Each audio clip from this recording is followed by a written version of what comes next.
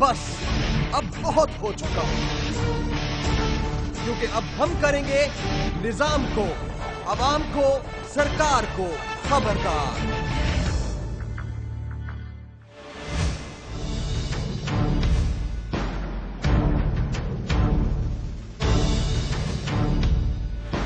Don news की खबरदार team आज इस वक्त मौजूद है गुलशन इकबाल ब्लॉक 13D2 के एक इलाके में, और लोगों की एक बड़ी तादाद हमारे साथ मौजूद है। वो सब के सब यहाँ के मकीन हैं, उनसे बात करेंगे। जनाब बताइएगा।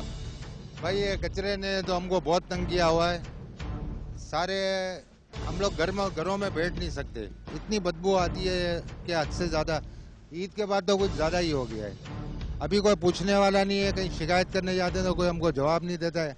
पहले नाजिम वगैरह थे तो एक फ़ोन पे हमारा काम हो जाता था, अब हम लोग कहाँ जाएं आप खुद बताएं। अच्छा, कितने अरसे से है ये कचरा कुंडी? ये कचरा कुंडी तो मैं 7 साल से देख रहा हूँ, इससे पहले से ये होगी। मैं यहाँ 7 साल से आया हूँ।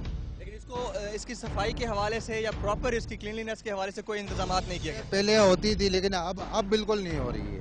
अब हमारा बैठना है ना महाल हो गया, बच्चे बीमार हो रहे हैं, बच्चों की लात आदत हमारे घरों में घुस आती है। हम किधर कंप्लेंट करें, हमारी समझ में नहीं आ रहा है। अच्छा, यहाँ के सारे मकीन मेरे साथ मौजूद हैं। सब लोगों से एक सवाल करना चाहूंगा, मिलकर जवाब दीजिएगा। क्या डॉन न्यूज की खबरदार टीम आपके मसले के हल के लिए जो सवाल उठा रही है वो सही है या गलत है?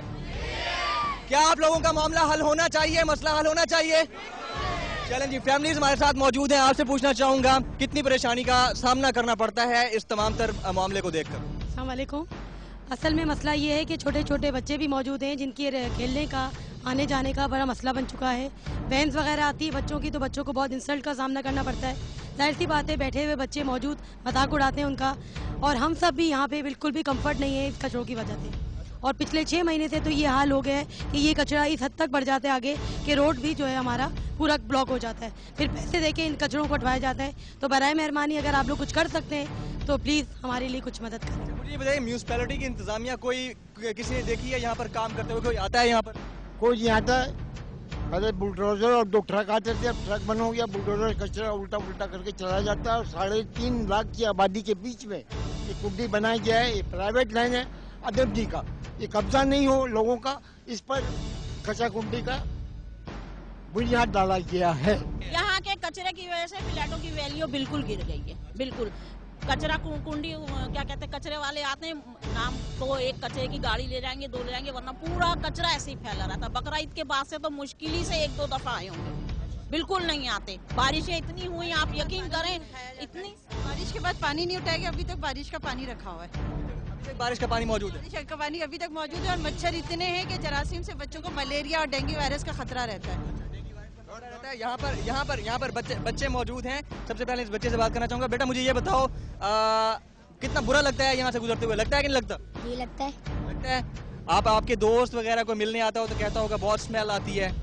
आती है जी। आप जी, मैंने गवर्नमेंट लेवल पे हर कहीं बात कर चुकी हूँ। यहाँ के इलाके नाजिम वगैरह सबसे बात कर चुकी हूँ। मैंने यहाँ तक कि प्रेस वालों को भी बुलाने की कोशिश की। वो कहते हम कुछ नहीं कर सकते जब तक यहाँ के नाजिम वगैरह खुद कुछ ना करे। खबरदार टीम मौजूद है आपके सामने? को किए तो भाई इसलिए किए कि हमारी ना बेटियों के फ्रेंड्स आते हैं, यहाँ कोई नहीं आते। ईद पे हमने मेहमान तक नहीं बोला। आप जाके देखिए, अभी भी मरा हुआ बकरा पड़ा हुआ वहाँ।